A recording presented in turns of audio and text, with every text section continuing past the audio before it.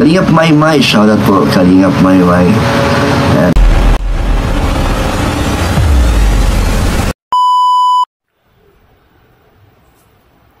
Hello mga kalingap, good morning po sa lahat. Magandang araw kung saan man dako kayo ng mundo naroroon ngayon. At bago ang lahat, mega love shoutout kila Kuya Bal Santos Matubang, Ate Edna Vlogs at Kalingap Rab. At sa lahat po ng mga ambassador, deputy at mga Kalingap scouters dyan po sa landing pad. Ayan, mega love shoutout. Mag-iingat po kayong lagi kung saan man kayo nag-i-scout no mga kalingap. At syempre sa lahat po ng mga masisipag na scouters sa Daet, ayan, mega love shoutout. At sa mga kapwa ko po OFW, ayan, mag-iingat po kayo kung saan daw kayo ng mundo naroroon ngayon. At ayan guys, no, ay mainit-init na usapin, ayan.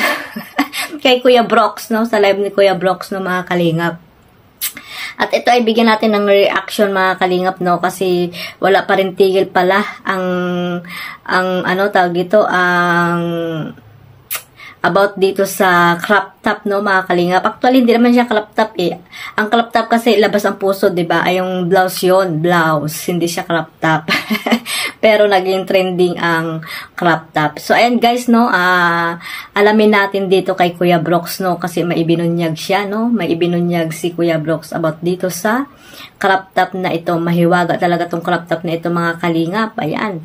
So, ayan, panoorin natin mga kalingap. Samahan nyo akong panoorin ang clip video na kinuha ko po kay Kuya Brox. Pag-usapan. So, mga usapan noon, akala ko wala na, pero may bago namang tayong nakikita at napapanood na nakakasira sa isang vlogger na sinasabi nilang napakasinungaling daw. Pero di na alam na mas kilala ko yung vlogger na yan kung ano yung pagkatao niya. At siyempre, mga kalingap, ati pong ibubulgar kung ano ang katotohanan sa likod ng kamera o sa sinasabi, ano ba yun? Sa sinasabi niya before na nag-live siya na kainitan yun at viral na viral yun. Sinasabi niya na meron siyang special someone at totoo naman kung sino yun. At malalaman nyo kung sino talaga, pero alam naman niyo na nasabi na po ng karamihan at nasabi ko na rin before yun, no?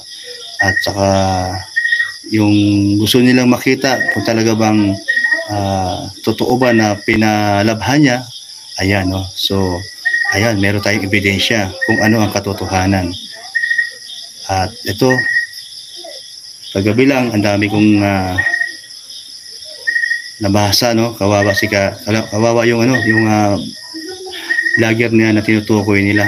Tad talaga ng ng negatibo, tsaka ang iba grabe below the belt. Pangalawa, parang wala pa silang konsensya, no, pagka sila ay nagko-comment. Akala nila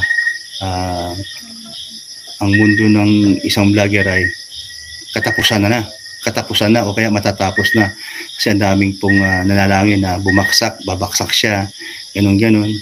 So, ayan po, tayo po ay yari tutuusin, wala silang karapatan na masalita na ganun, kasi unang-una, yung ginagawa naman ng mga ito, pagtulong.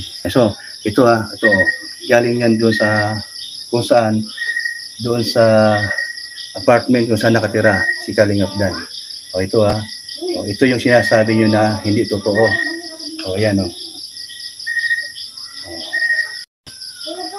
ayan, nasa akin to. Kinuha ko sa kanya to. Dahil gusto kong malaman ng katotohanan. Yan po ito po yun. Ito po yung sampal sa mukha nyo na sinasabi nyo na nagsisinungaling si Kalingap Dan. Yan. Yan, totoo na pinalabhan niya. Kasi sinasabi nyo, hindi niya mapapakita. Ito na.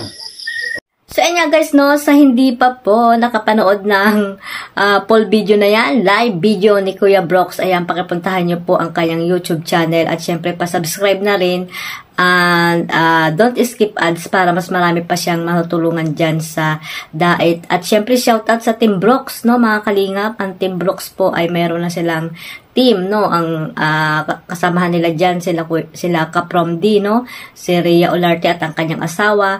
at si Red Noveno, mga kalingap. At ayun nga, naging ano na siya, kasamahan siya nila Kuya Brox ngayon, no, mga kalingap. At ang layunin nila ay ang makatulong sa ating mga kababayang naghihirap dyan sa Daet at sa mga iba't ibang lugar, mga kalingap. At ayan, supportahan po natin silang lahat. Ayan, mga kalingap. So, yun nga guys, no, ayan, bilang isang ama, syempre sa mga nababasa niyang walang katigil-tigil na pambabas dito sa kanyang anak, no, kay Kalingap Dan, na alam naman natin na wala namang ginagawa sa kanila si Kalingap Dan, ay yung parang dinidikdik pa rin nila si Kalingap Dan about dito sa crop top, no. Ang crop top po ay hanggang puso dyan, hindi po yan ang crop top, blouse yan. Pero naging crop top yung ano, viral, no.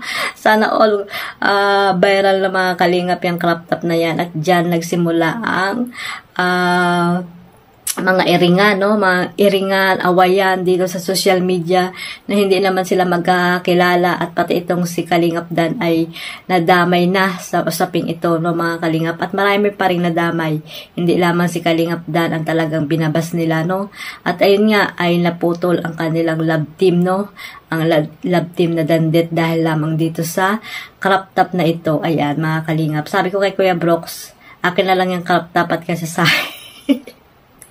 kasi sa akin yung crop top, mga kalingap. At ayun nga, na kay Kuya Brox na yung ano na yon, yung crop top na yon, at ibibigay niya dito sa kanyang anak na si Hana. Si Hana po ang kapatid ni Kalingap Dan, na special someone ni Kalingap Dan. Ayun, ayun pala yung totoong special someone ni Kalingap Dan, yung kanyang kapatid, at syempre yung kanyang nanay, mga kalingap. At kasi nga dalawa lang sila yan, magkapatid, at si Alim yun ay kapatid niya sa ama lang, no, kay Kuya Brox, at sa asawa ni Kuya Brox ngayon na nasa Daet. So ayun guys, no, syempre hindi mapakali si Kuya Brox na alam nating apektado rin bilang isang ama, ay hindi niya isa sa walang bahala yung mga taong talagang gustong sumira dito kay Kalingap Dan, no? Gustong ipabagsakin ang channel ni Kalingap Dan dahil lamang sa mga akusasyon na hindi naman pala totoo. Ayan nga, ayan na yung totoo, di ba, mga kalingap? So mga kalingap, naniniwala ba kayo na yung blouse na yan ay tawag dito natawa na lang ako, mga kalingap. Dahil nga hindi pa rin pala tong usapin na to, no, hindi na matapos-tapos. Ayan, kaya sana, no, tigilan na natin, no, mag-move on na tayo, mga kalingap, kasi nga ayun nga, mayroon ng bubuksang love team ito, no, kung matuloy talaga ang Danjoy, ayan, na talagang pakikiligin din po ang sambayanan, ayan, sambayanan Team Kalingap, no, mga kalingap, yung mga solid supporters ng Kalingap, ayan, no, may mga bubuksan na uling love team itong Danjoy, di ba, mga kalingap? Kaya supportahan na lang po natin sila kasi lang naman yan, love team, no, mga kalingap. Huwag natin pong seryosohin. At the same time ay supportahan na lang po at maging masaya na lang tayo kung ano po yung maging desisyon nila or plano nila about dito sa kay Kalingap Dan. At ayun po, si Kalingap Dan ay huwag nyo na pong ibas, mga kalingap, at tigilan nyo na rin siya. Move on na po tayo. Ayan, move on na po tayo. Move forward na kung ano man yung mga mangyayari, no, sa kanila, no, sa kanilang love team, or kung itutuloy ba yung love team na Danjoy. So, and guys, no, ang iba kasi, parang gusto nila ipakita rin yung no, yung damit doon kay Joy.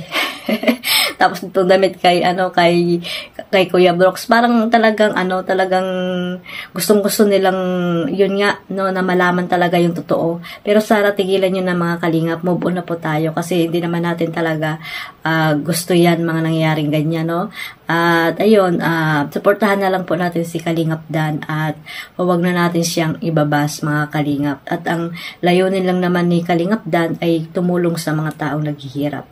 At bilang isang ama ay nandiyan si Kuya Brox para ipagtanggol din ang kanyang anak na hindi daw ito sinungaling, di ba? At yun nga, kung naniniwala po ang lahat, sana ay tumigil na lang po, no? At kung hindi naman maniwala, tigilan na rin yung mga komento na hindi naman karapat-dapat. At yun nga, iwasan po yung below the belt, no, mga kalingap, na mga basher, no, na mga basing, no, mga kalingap. At ayan, suportahan na lang po natin sila, no. Si Kalingap Dan ay nasa Team Brooks din niya, kasamahan nila Kuya Brooks. At syempre, at isang keyboys din ito, no. At ayun nga, kung matuloy man talaga yung Danjoy, ay suportahan na lang po natin, mga kalingap. Ayan lang guys, at sana ay huwag niyong kalimutang suportahan sila Kuya Bal Santos Matubang, Ate Edna Vlogs at Kalingap Rab, at sa lahat po ng mga ambassador, deputy po at mga scouters, suportahan po natin sila. At sa mga Karipa, no, ang buong Karipa, shout out, suportahan din po natin sila. Ayan lang guys, sa inyong lingkod, Kalingap Maymay, maraming salamat po sa inyong suporta. Ayan, huwag niyo pong kalimutan magtamsak para po pasok sa kay Lulu Whitey, mga kalingap. Hanggang dyan lang, at sana ay matapos na yung usapin na yan. At God bless us all. One family, one kalingap. Ayan. Mag-iingat po tayo lahat. Bye-bye.